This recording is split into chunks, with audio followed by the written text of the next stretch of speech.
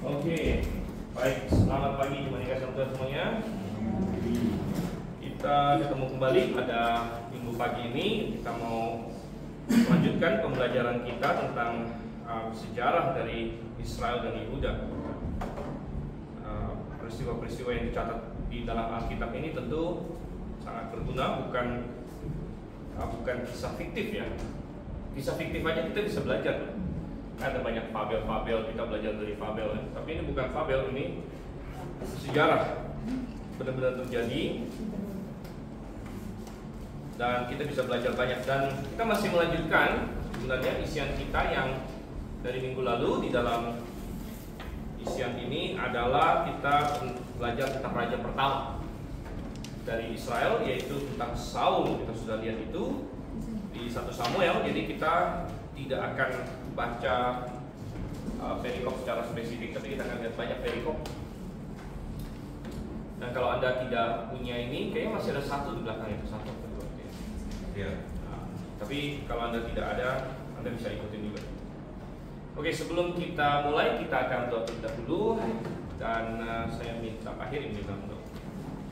Tuhan, apakah kami berkata dan bacaan surga mulia, kembali Tuhan kami anak-anakmu menghadap mengucap syukur terima kasih atas kasih sayang kepada kami. Pagi ini Tuhan kami ingin memahami kembali firman-Mu melalui gembala kami Stephen. Diangkat di keterangan pada gembala kami hikmat kalbudi daripada Tuhan, setelah penerangan buat kami semua untuk lebih mengerti akan firman-Mu. Terima kasih Bapa, kiranya firman-Mu memberkati kami, menguatkan iman kami dan lebih dekat kepadamu, karena Engkau Allah kami yang sangat perkasa. Dalam nama Yesus kami berdoa, haleluya, amin. Amin. Baik, jadi kita sedang berfokus kepada seorang tokoh yang lumayan terkenal dalam Alkitab, yaitu Raja Saul. Dia adalah raja pertama dari Israel, dia dari suku Benyamin. Kita sudah lihat itu, dan dia lumayan terkenal. Kita teringat akan seorang rasul di Perjanjian Baru yang sebenarnya namanya juga diambil dari dia ya, yaitu Rasul Paulus, yang sebelumnya namanya adalah Saulus. Dan Saulus itu ya Saul sebenarnya. Saya menarik juga karena di dalam, kalau di Alkitab bahasa Inggris Saul dan Paul ya, cuman kalau di Indonesia ada tambah usnya gitu. Jadi Saulus dan Paulus gitu. Ini raja yang terkenal, dia raja pertama, dan kita sudah melihat bahwa dia mulai dengan baik ya. Dia mulai dengan baik, dia rendah hati pada waktu dia mulai dan lain sebagainya. Tapi ini menjadi suatu pelajaran yang penting bagi kita, yaitu bahwa yang paling penting itu bukan bagaimana cara Anda memulai, tapi yang paling penting adalah bagaimana kita mengakhiri. Mengakhiri itu jauh lebih penting daripada memulai. Nah, bukan berarti memulai nggak penting. Ya, memulai juga penting, karena Anda nggak mungkin mengakhiri kalau nggak pernah mulai. Dan selalu ada perkataan bahwa perjalanan yang 10.000 km pun dimulai dengan langkah pertama. Gitu. Jadi mulai itu penting juga. Ya. Mulai itu penting, dan suatu permulaan yang bagus itu tentu sangat mendukung. Tetapi sejarah penuh dengan berbagai contoh dan berbagai peringatan bahwa ada orang-orang yang memulai dengan baik atau cukup baik, tapi kemudian tidak menyelesaikan dengan baik begitu. Dan Saul adalah seorang yang bisa menjadi peringatan bagi kita akan prinsip ini. Nah, terakhir kita sampai isian kita nomor berapa ya? Oke, nomor 4. Jadi Saul waktu itu giat, dia berperang melawan musuh-musuh Israel seperti orang Filistin. Terutama lawan utama di zaman Saul adalah orang Filistin. Nah, kita tidak tahu karena Alkitab tidak kasih tahun-tahunnya. Kita tidak tahu berapa tahun kemudian dia mulai menyimpang ya. Tapi sebenarnya sudah lumayan. Ya, saya kira dia sudah lumayan memerintah, sudah lumayan lama. Kemudian dia mulai menyimpang di sini. Dan coba kita lihat di pasal yang ke-13 terlebih dahulu ini ya.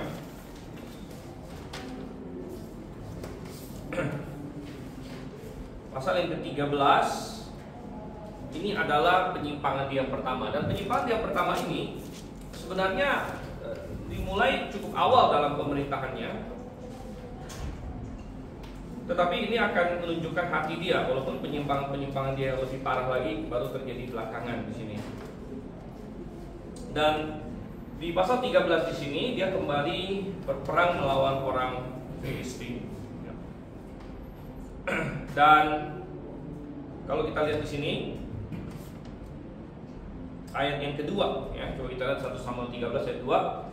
Saul memilih 3.000 orang dari antara orang Israel, 2.000 orang ada bersama-sama dengan Saul di Mikmas dan di pegunungan Betel, sedang 1.000 orang ada bersama-sama dengan Yonatan di Gibea Benyamin. Selebihnya dari rakyat itu disuruhnya pulang masing-masing ke rumahnya, ke kemahnya, ya. Yonatan memukul kalah pasukan pendudukan orang Filistin yang ada di Geba, dan hal itu terdengar oleh orang Filistin. Karena itu Saul menyuruh meniup sangkakala di seluruh negeri, sebab pikirnya dialah orang Ibrani mendengarnya. Dan kita diperkenalkan kepada seorang tokoh juga di sini, yaitu anaknya Saul. Minggu lalu kita sudah bahas. Namanya adalah Yonatan, nama yang indah, artinya Yehova memberikan sebenarnya. Dan Yonatan adalah seorang yang sangat beriman, jauh lebih beriman dari bapaknya sebenarnya. Dan dia nanti belakangan akan jadi teman baik dari tokoh utama kita selanjutnya, yaitu Daud di sini, ya. Tapi di sini kita melihat pertama mereka ada bentrok dengan orang Filistin dan ada kemenangan awal melalui Yonatan. Tapi justru karena kemenangan awal itu orang Filistin jadi kayak, rupanya ini orang Israel ini ya bangkit ya. Jadi mereka mulai menggerakkan pasukan yang besar-besaran, gitu ya. Dan itu membuat orang Israel ketakutan. Coba kita lihat di ayat yang kelima. Adapun orang Filistin telah berkumpul untuk berperang melawan orang Israel dengan 3.000 kereta. Kereta itu zaman dulu itu persenjataan yang berat dan sangat menentukan. Kalau zaman sekarang ya kayak tank lah begitu. Jadi kalau Anda punya kereta, lawan tidak punya kereta, ini ada suatu Anda ada menang secara moral di sini. Dengan 3.000 kereta, 6.000 orang pasukan berkuda dan pasukan berjalan kaki sebanyak pasir di tepi laut. Mereka bergerak maju dan berkemah di Mikmas di sebelah timur Bet Awen. Jadi pasukan yang begitu banyak melawan tadi berapa? 3.000 orang Israel. 3.000 pasukan Israel melawan orang yang begitu banyak. Jadi bayangkan, keretanya Filistin saja 3.000. Jadi mereka punya jumlah tank sudah sama banyak dengan pasukan kita gitu. Belum hitung pasukannya, tanknya aja sudah sama banyak. Jadi Anda bisa bayangkan tekanan yang ada pada Israel dan Saul pada waktu itu, ya. Sehingga di ayat yang ke-6, ketika dilihat orang Israel bahwa mereka terjepit sebab rakyat memang terdesak, maka larilah rakyat bersembunyi di gua teluk batu, bukit batu, liang batu dan perigi. Nah, lalu kita lihat di sini ayatnya yang ke-8. Ia, maksudnya Saul di sini, menunggu 7 hari lamanya sampai waktu yang ditentukan Samuel. Tetapi ketika Samuel tidak datang ke Gilgal, mulailah rakyat itu berserak-serak meninggalkan dia. Sebab itu Saul berkata, bawalah kepadaku korban bakaran dan korban keselamatan itu. Lalu ia mempersembahkan korban bakaran. Nah, ayat ke-10, baru saja ia habis mempersembahkan korban bakaran, maka tampaklah Samuel datang.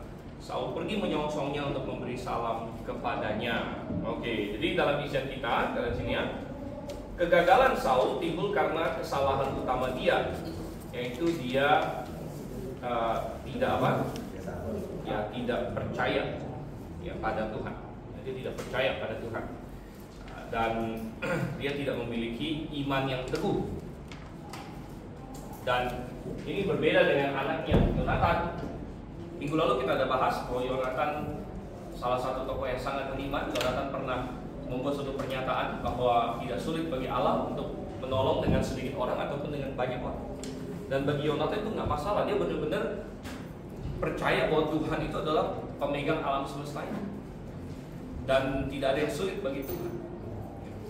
Ya, dan seharusnya ya kita juga punya iman yang demikian, bahwa Tuhan kita adalah pemilik alam semesta ini. Bagi Tuhan tidak ada yang sulit, tidak ada yang sulit. Dan kalau misalnya Tuhan membiarkan kita melalui kesulitan-kesulitan tertentu, itu adalah demi kita. Anda bisa bayangkan kalau misalnya Tuhan tidak pernah membiarkan kita mengalami kesulitan atau kesedihan atau bahaya, tidak pernah sama sekali, maka kita tidak pernah bertumbuh sebenarnya. Karena manusia bertumbuh ketika menghadapi hal-hal seperti itu. Seseorang yang menang terus, ya bagus sih, tapi dia tidak pernah siap untuk suatu hal yang keras kemudian. Tidak pernah siap untuk kekalahan. Ya, dulu saya ada beberapa waktu lalu saya ada baca artikel ya tentang satu pasang suami istri yang ini mungkin bukan orang Kristen sih, saya lihat bukan orang Kristen, hampir pasti bukan orang Kristen ya. Dan mereka adalah suami istri yang sukses, luar biasa sukses. Nah, jadi dari kecil mereka sudah masuk sekolah elit, ya, sekolah-sekolah pilihan lah, gitu. Kuliah juga di universitas yang elit dan lain sebagainya, lalu keluar juga jadi kerjaan di perusahaan-perusahaan elit dengan gaji yang tinggi dan lain sebagainya. Ya. Tapi apa yang terjadi? Kemudian terjadi krisis, ya, suaminya kena pecat karena ekonomi dunia misalnya atau lain sebagainya. Istrinya juga ada masalah dan lain sebagainya. Ada apa yang terjadi? Katanya mereka bunuh diri. Mereka bunuh diri ya. Jadi ada suatu kalimat di situ di artikel itu yang saya ingat ya. Dibilang gini, dua orang ini telah dipersiapkan dari kecil untuk sukses, tapi tidak pernah dipersiapkan untuk gagal. Jadi mereka siap untuk sukses, artinya dari kecil mereka sudah yang elit, yang ini segala macam. Tapi ketika menghadapi kegagalan, menghadapi tantangan, menghadapi suatu mundur gitu kan, dia merasa begitu terpukul, merasa begitu terpukul dan merasa begitu down sehingga ya udah bunuh diri aja. Padahal ada berapa banyak orang yang masih jauh lebih buruk dari mereka gitu dalam kejatuhan mereka sekalipun gitu ya. Dalam kejatuhan mereka sekalipun ada begitu banyak orang yang sebenarnya lebih buruk dari mereka. Tapi karena mereka tidak siap menghadapi, kan? Nah, jadi Tuhan sering memakai berbagai kesulitan dalam hidup kita, berbagai kemunduran, berbagai ya mara bahaya dan lain sebagainya, sebenarnya untuk melatih kita. Bahkan orang-orang yang hebat di dalam Alkitab semuanya boleh dibilang itu pasti mengalami kesusahan. Anda bisa lihat seorang Daud, ya. Susah apa yang tidak dia alami gitu kan? Ada melihat seorang Yusuf, ya, dan ya Paulus, ya, dan terutama tentu Tuhan Yesus, ya, Tuhan Yesus. Jadi kita bilang bahwa Yonatan punya iman, ya, tapi Saul tidak. Ya, Saul tidak. Ya, Saul kurang percaya kepada Tuhan. Oke, masih dalam isian kita di sini nomor 5. Hal ini muncul dalam beberapa insiden. Ya, 1 Samuel 13 yang tadi kita baca beberapa di sini. Dalam peperangan dengan orang Filistin, Saul menantikan Samuel selama berapa? 7 hari. 7 hari. Jadi mereka sedang bersiap-siap untuk perang di sini. Sedang bersiap-siap untuk menghadapi Filistin. Jumlah orang Filistin begitu banyak dan orang Israel tahu mereka butuh bantuan Tuhan. Mereka tahu bahwa ini harus ada suatu pertolongan yang supernatural. Dan mereka mau meminta bantuan Tuhan, mereka mau mempersembahkan korban dan lain sebagainya. Ya. Dan ternyata mereka tunggu Samuel. Ya, Samuel adalah nabi Tuhan waktu itu. Dia berhak, dia bisa mempersembahkan korban di sini. Dan ternyata dia tunggu 7 hari. Saya yakin Saul tunggu 7 hari ini dengan sangat tidak sabar. Dia bagaikan cacing kena abu pasti dia, gitu kan? Jadi kok Samuel gak datang, kok 7 hari lama banget, gitu kan? Nah, kenapa lama banget gitu? Dan karena ingat bahwa sambil dia menunggu 1 hari demi 1 hari lagi, semakin banyak pasukan dia yang kabur, gitu.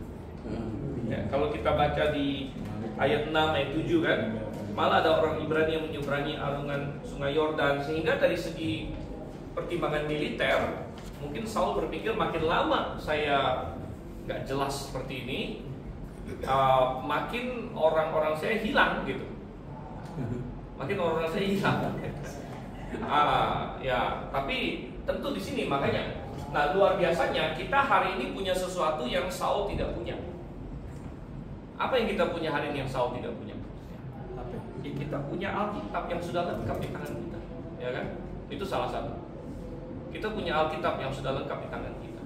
Saul tidak punya. Bahkan, sebagian Alkitab Saul punya itu pun nggak di tangan dia. Nggak di tangan dia, dia nggak bisa buka handphone gitu kan, mau searching ayat apa, nggak bisa.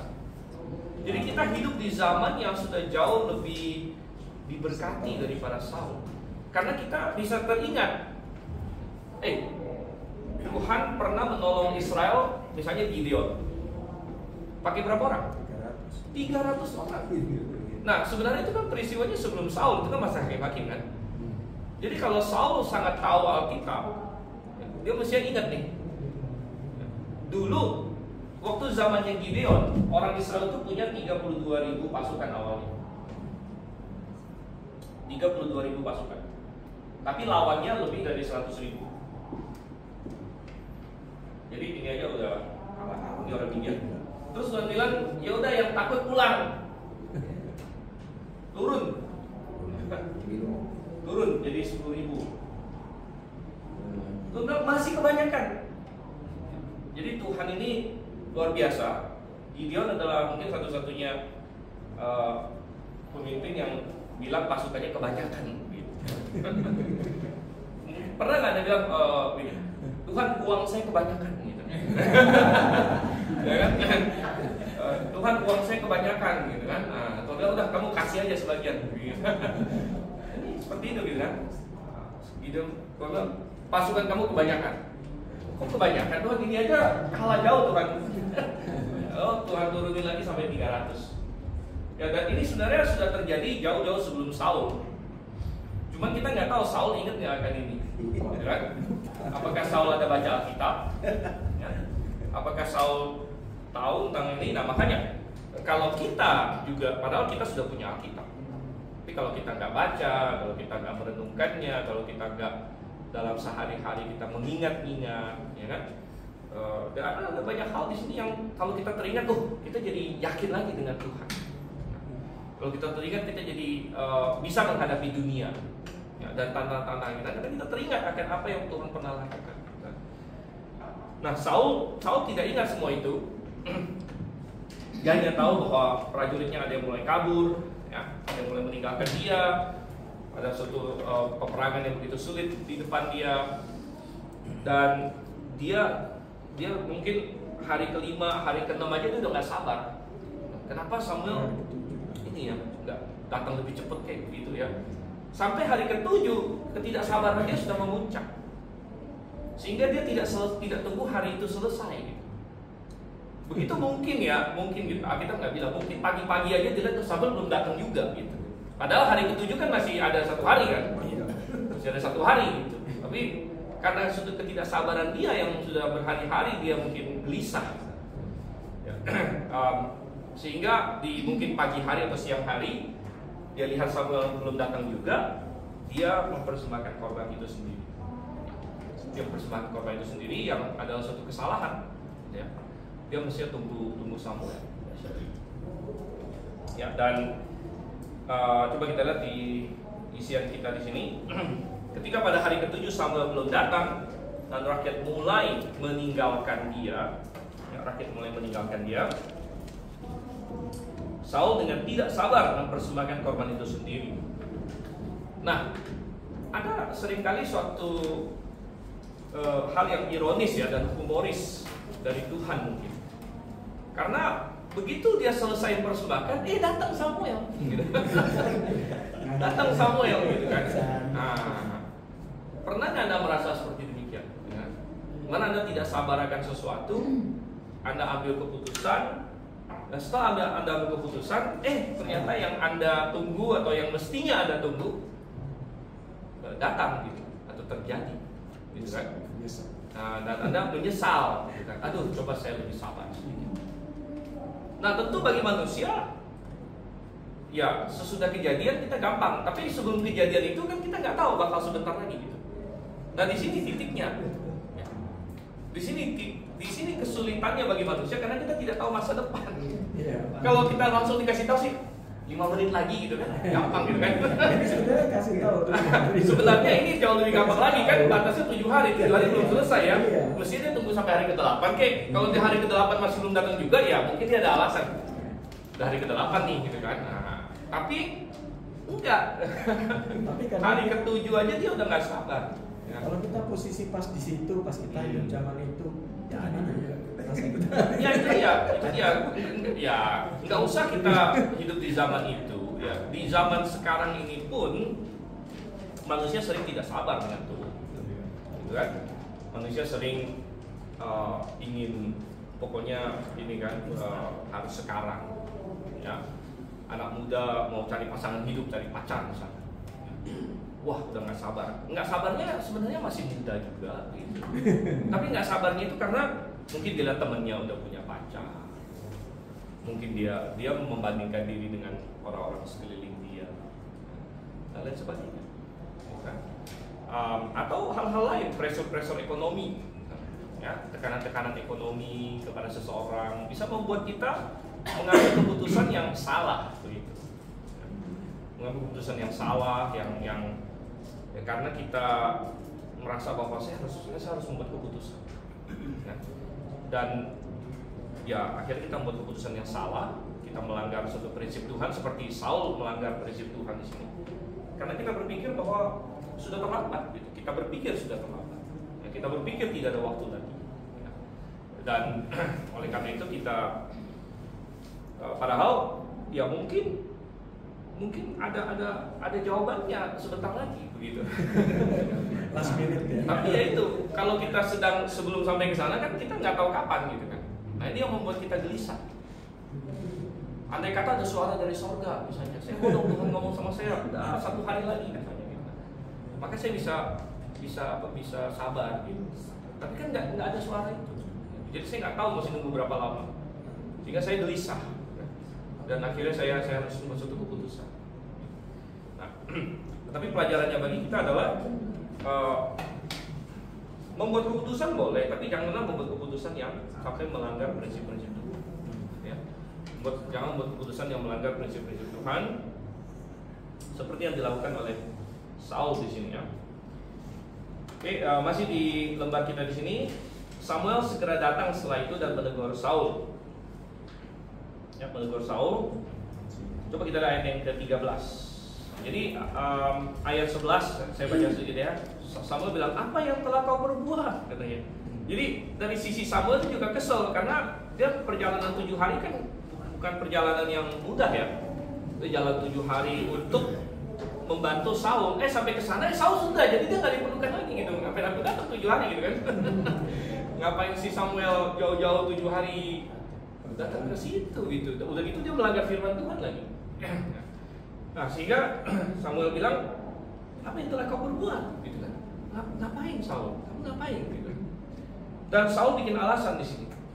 Ya, karena aku melihat rakyat itu berserak-serak meninggalkan aku, dan kau tidak datang pada waktu yang telah ditentukan. Loh, sebentar. Tidak datang pada waktu yang ditentukan. Ya. Kan janjinya 7 hari, dan itu masih 7 hari sebenarnya.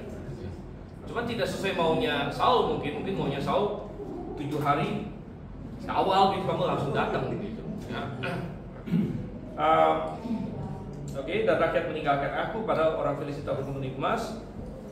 Pikirku sebentar lagi orang Filistin akan menyerang aku di Gilgal, padahal aku belum memohonkan belas kasihan Tuhan. Sebab itu aku memberanikan diri lalu mempersembahkan korban bakaran. Kata Samuel pada Saul, perbuatanmu itu bodoh. Engkau tidak mengikuti perintah Tuhan Allahmu yang diperintahkannya kepadamu. Sebab sedianya Tuhan mengokohkan kerajaanmu atas orang Israel untuk selama-lamanya.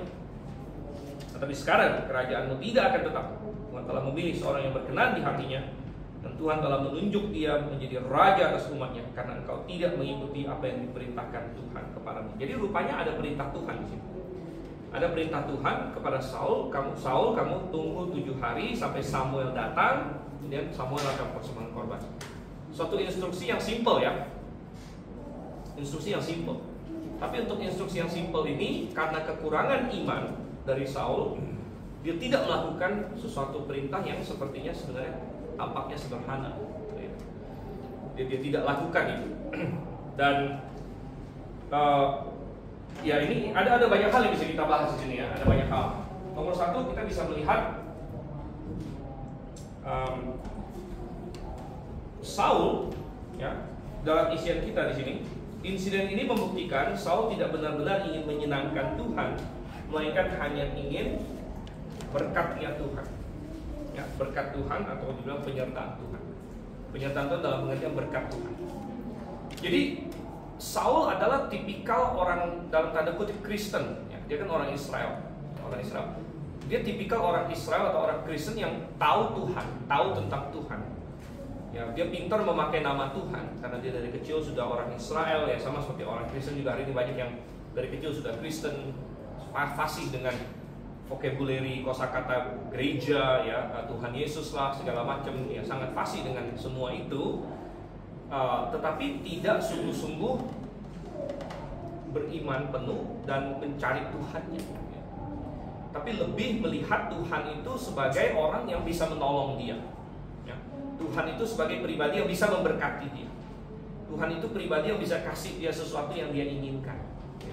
Dan kita lihat itu dari perspektif Saul. Tadi dia sendiri bilang, kenapa dia nggak nunggu Samuel? Ini orang sudah tinggalin aku, sementara orang Filistin sudah datang, perang sudah mau muncul, sedangkan aku belum memohonkan berkat dari Tuhan. Aku belum memohon penyertaan Tuhan. Sehingga logika dia adalah, saya akan melanggar firman Tuhan demi memohonkan penyertaan Tuhan. Kan aneh gitu kan kalau kita pikir-pikir ya. Jadi dia mau memohonkan penyertaan Tuhan dengan cara melanggar firman Tuhan gitu.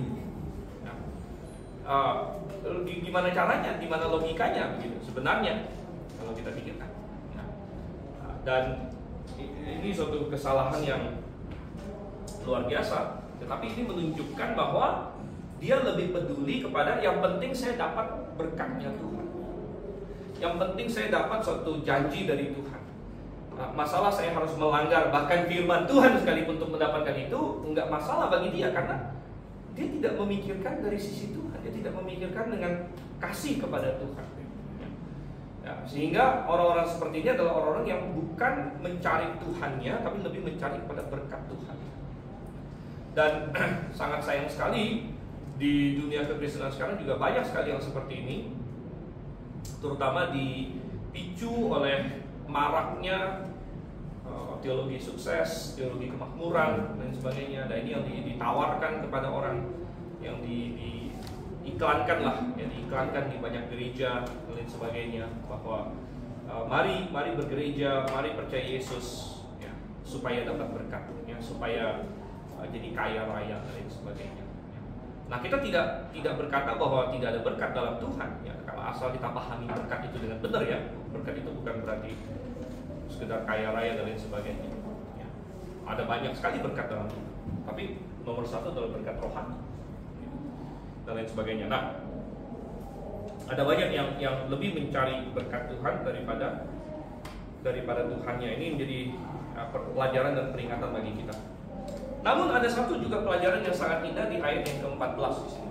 Tadi di 1 Samuel 13 ayat 14 ya. Tetapi sekarang kerajaanmu tidak akan tetap, Tuhan bilang. Ya, coba perhatikan ayat 13 bagian terakhir. Sebab sedianya Tuhan mengokohkan kerajaanmu atas orang Israel untuk selama-lamanya.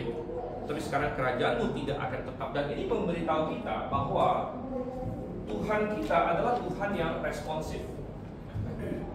Nah, ini saya ada ajarkan di sekolah teologi juga. Tuhan itu bersifat relasional. Artinya dia membangun relasi dengan manusia. Tapi Tuhan juga Tuhan yang responsif. Ya, responsif. Jadi maksudnya Tuhan memberikan pilihan kepada manusia. Ada pilihan. Pilihan manusia bisa pilih A, katakanlah ini contoh saja ya, atau pilih B. Dan pilihan ini diajukan kepada manusia. Nah, kita tidak percaya Calvinisme. Ya, Calvinisme mengajar bahwa segala sesuatu itu sudah Tuhan tentukan, termasuk pilihan manusia. Jadi di dalam Calvinisme manusia memilih, tapi sebenarnya itu Tuhan yang sudah tentukan. Misalnya dalam kasus Saul di sini, dia kan pilih A. Itu A sih, misalnya tidak taat sama Tuhan ya. Contohnya tidak taat. Saul tidak taat sama Tuhan. Dan apakah ini sudah ditakdirkan? Ya, kita dapatkan tidak. Ternyata tidak. Dan Tuhan menyingkapkan kepada Saul, seandainya kamu pilih B, seandainya kamu pilih sedia kalanya, maka ada respon Tuhan. Tuhan akan mengokohkan kerajaan. Tuhan akan mengokohkan kerajaan.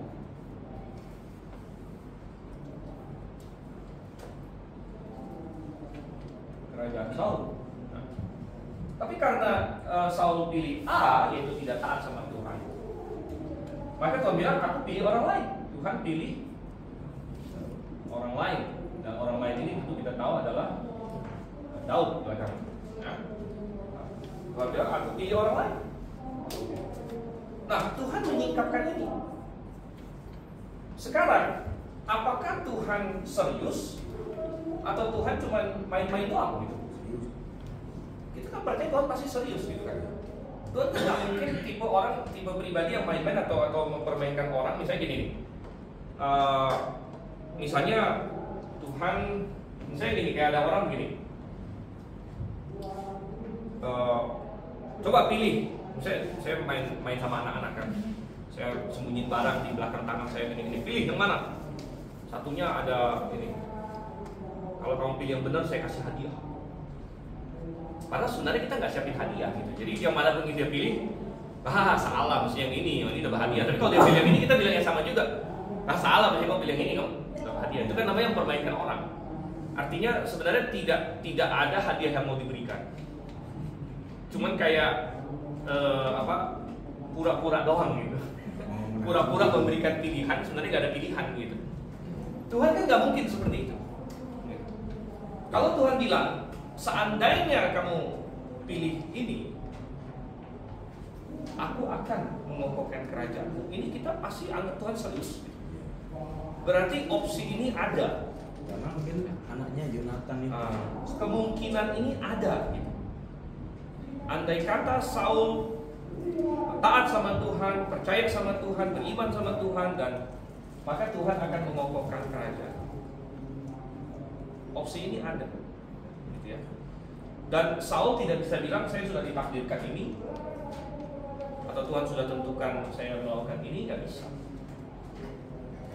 Nah, oleh karena itu kadang-kadang ada orang sedikit salah paham. Karena di kalangan baptis ada sebagian kita memakai istilah Tuhan punya plan A, plan B. Pernah dengar ya? Plan A, plan B. Ya, jadi Tuhan punya rencana A, rencana B. Lalu ada orang yang mengkritik dan bilang, kok Tuhan bisa punya rencana A, rencana B? Kan mestinya tuh udah tahu yang mana. Gitu. Nggak kayak manusia yang kayak ada rencana cadangan begitu. Kalau ini gagal, saya pakai yang ini. Gitu. Nah, sebenarnya penjelasannya itu harus benar dulu. Ya. Karena banyak orang salah paham. Ketika kita bilang bahwa ada istilah plan A, plan B, kita bukan bicara dari sudut pandang Tuhan sebenarnya. Kita bicara mengenai pilihan yang Tuhan ajukan kepada manusia. Gitu. Atau kita, makanya saya mungkin kita harus ubah sedikit istilahnya ya, karena opsi A, opsi B lah boleh dibilang. Ya.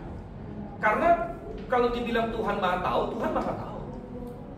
Bahkan bahwa Saul akan gagal pun Tuhan sudah tahu belum?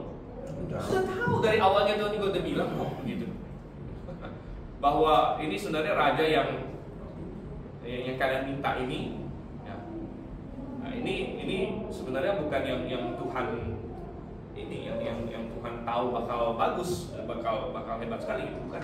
Jadi Tuhan sudah tahu pilihannya Saul dari awal. Tapi seperti yang saya katakan tadi, Tuhan bukan karena dia sudah tahu Saul akan begini lalu Tuhan kayak nggak tolong Saul gitu. Tuhan tolong Saul Waktu ketika dia harus melawan orang Filistin dan lain sebagainya, waktu dia diangkat menjadi raja, apa yang kita baca? Roh Tuhan hinggap pada Saul. Tuhan memampukan Saul untuk melakukan apa yang dia perlu lakukan. Tuhan kasih Saul pertolongan apa yang dia butuhkan untuk menjadi seorang raja Israel. Tuhan bukan lalu biarin Saul begitu aja, enggak. Tuhan sudah angkat Saul menjadi raja. Tuhan kasih dia rohnya ya, untuk membantu dia melakukan pelayanannya sebagai seorang raja dan lain sebagainya. Ya, tetapi Saul pilih ini, dan Tuhan sudah tahu dari awal. Tapi Tuhan juga bisa dalam kalimat yang sama berkata bahwa seandainya kamu pilih ini, hasilnya akan berbeda. Tuhan akan kokohkan kerajaan. Nah, ada lagi yang bertanya pada saya, bukankah dari dulu sudah dinubuatkan jauh-jauh sebelumnya di kitab Kejadian? Kalau kita masih ingat, di kitab Kejadian Yakub pernah bernubuat bahwa tongkat kerajaan ada di suku apa? Yehuda, ya kan? Tongkat kerajaan dari suku Yehuda. Sedangkan Saul kan dari Benyamin, jadi nggak bisa dong. Gimana caranya Tuhan mengokohkan kerajaan Saul kalau misalnya dari ratusan tahun sebelumnya sudah dibuatkan kerajaan itu dari suku Yehuda? Ada yang bertanya demikian. Tapi kita bilang, kalau misalnya Saul pilih B dan Tuhan mengokohkan kerajaan Saul dan lain sebagainya, ingat Tuhan kita ini kan maha tahu. Bisa jadi nubuat yang di sini bunyinya beda gitu. Ya, bisa jadi waktu itu nubuatnya adalah pangkat kerajaan tidak akan beralih dari Benyamin, bisa jadi gitu kan. Nah, jadi maksud saya bahwa ada nubuat bahwa pangkat kerajaan ada di Yehuda, itu bukan berarti Tuhan menakdirkan, tapi Tuhan sudah tahu apa yang akan terjadi. Dan seandainya Saul taat sama Tuhan, lalu Tuhan mengokohkan kerajaannya dan dia menjadi nenek moyang Mesias misalnya, ya bisa jadi nubuat di sini beda lagi bunyinya, karena Tuhan kan maha tahu. Jadi kita harus membedakan maha tahu dengan Tuhan menakdirkan sesuatu. Nah, sama ya, yang kita bicara yang sering orang bilang plan A, plan B itu, ya, sebenarnya itu kan berhubungan dengan Israel. Jadi Israel juga diperhadapkan kepada dua pilihan, yaitu apa? Menolak Yesus atau menerima Yesus sebagai Mesias mereka, atau pilihan B apa Bang? Menolak Yesus. Ini secara nasional ya. Secara nasional, maksudnya satu bangsa gitu. Karena akhirnya yang mereka pilih apa? Yang mereka pilih adalah B, walaupun ada pribadi-pribadi yang menerima Yesus seperti para rasul dan sebagainya, tapi sebagai satu bangsa mereka menolak Yesus. Sehingga apa yang terjadi? Yang terjadi adalah sebagai satu bangsa mereka masuk ke dalam penghakiman. Dan penggenapan kerajaan sorga itu ditunda. Ingat waktu Tuhan Yesus datang, apa pesan yang disampaikan oleh Yohanes Pembaptis? Tuhan Yesus apa? Kerajaan sorga sudah dekat. Kerajaan Allah sudah dekat. Kerajaan sorga sudah dekat. Nah, berarti kerajaan milenium sebenarnya itu sudah dekat. Karena rajanya kan datang. Yesus kan raja gitu. Rajanya sudah datang nih untuk kerajaan ini. Nah, kalau mereka menerima Yesus, maka kita bilang mestinya tidak lama kemudian Yesus tetap akan disalib, mungkin oleh Romawi, tapi orang Yahudi membela Yesus mungkin, lalu dia ditangkap oleh Romawi dan sebagainya. Ini kemungkinan ya. Tapi intinya adalah Yesus tetap akan disalib. Tapi kalau orang Yahudi secara nasional menerima Tuhan Yesus, maka ya mungkin akan segera masuk dalam kerajaan tribulasi, dalam 7 tahun tribulasi, dan kemudian tidak lama kemudian masuk dalam milenium. Tetapi karena mereka menolak Yesus, ya, maka ada penghakiman atas Israel, dan akhirnya diberikan kepada bangsa-bangsa lain untuk satu masa yang kita sebut sebagai masa gereja, di mana Israel ya, disisihkan sebentar. Dan sekarang Tuhan bekerja melalui bangsa-bangsa lain, termasuk kita. Itu orang-orang yang tergabung dalam jemaat-jemaat. Baru nanti milenium belakangan. Ya. Nah, jadi ada penundaan di sini. Dan kita tidak bilang gini, kok Tuhan kayak punya dua rencana, kayak yang ini gagal lalu masuk ini. Ini hanya memberitahu kita bahwa Tuhan itu responsif. Ya. Dan Tuhan itu responsif. Gak usah jauh-jauh. Yunus dikirim kepada Niniwe. Apa bunyi pesannya? 40 hari lagi Niniwe akan ditunggang balikan. 40 hari lagi Niniwe akan ditunggang balikan. Itu kalau mereka tidak melakukan apa-apa untuk berubah. Tapi kemudian mereka bertobat. Dan akhirnya nggak jadi. Sampai Yunusnya kesel gitu. Yunus adalah pengkhotbah yang aneh. Pengkhotbah paling sukses tapi paling tidak senang dengan kesuksesannya. Nah, kalau pengkhotbah lain pasti senang banget dia khotbah satu kota bertobat gitu kan. Wah, dipakai Tuhan luar biasa ini. Yunus tidak. Dia salah satu pengkhotbah paling hebat sepanjang sejarah itu karena menobatkan satu kota. Tapi dia malah nggak seneng dengan hasilnya. Nah, Yunus bilang, lah kan nggak jadi kan, nggak jadi dihancurkan kan. Aku sudah tahu engkau Tuhan. Oke, itu tidak marah sama Tuhan. Aku sudah tahu engkau Tuhan. Engkau adalah Allah yang pengasih dan ini dan lain sebagainya. Nah, makanya nggak jadi. Makanya tadi aku nggak mau datang mungkin ini. Ya, nah. Tapi ini memberitahu kita bahwa Tuhan kita adalah Tuhan yang responsif. Ya, responsif. Kenapa Tuhan kita Tuhan yang responsif? Ada yang berkata bahwa Tuhan yang responsif ini berarti Tuhan yang tidak berdaulat. Saya bilang salah. Salah. Tuhan yang responsif itu Tuhan yang berdaulat. Karena yang memampukan kita merespon adalah Tuhan juga. Artinya ini sistem yang Dia bikin. Nah, ketika kita melakukan A, lalu Tuhan merespon, atau kita melakukan B, lalu Tuhan merespon, itulah desain Tuhan. Itulah sudah sesuai dengan alam semesta yang Tuhan ciptakan. Itu memang Tuhan maunya seperti itu. Jadi bukan Dia nggak berdaulat. Kalau Dia mau ciptakan robot sih gampang, tapi Dia tidak mau. Dia mau ciptakan manusia. Nah, sehingga kita bilang ini. Jadi orang bilang plan A, plan B. Sebenarnya plan A, plan B itu lebih ke arah maksudnya manusia itu punya opsi gitu. Manusia punya opsi. Manusia bisa pilih A, manusia bisa pilih B. Tapi apapun yang manusia pilih, Tuhan punya rencana, Tuhan punya respons. Oke, baik, kita akan stop sampai di sini.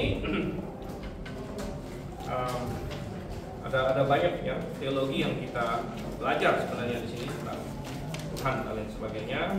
Masih ya dipegang terus kertas kita, jangan hilang. Pak, di situ juga ada OSAS juga berlaku Pak ya? Apa? OSAS. Oh iya. Ya. Oke, kita berdoa ya. Pak Jimmy, pimpin kita dalam doa.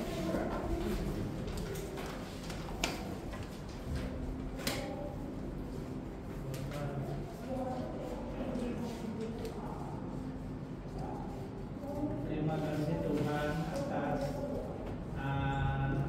firman yang disampaikan oleh Gembala Suhento yang bisa membawa kami ke dalam anugerah-Mu, penyertaan-Mu.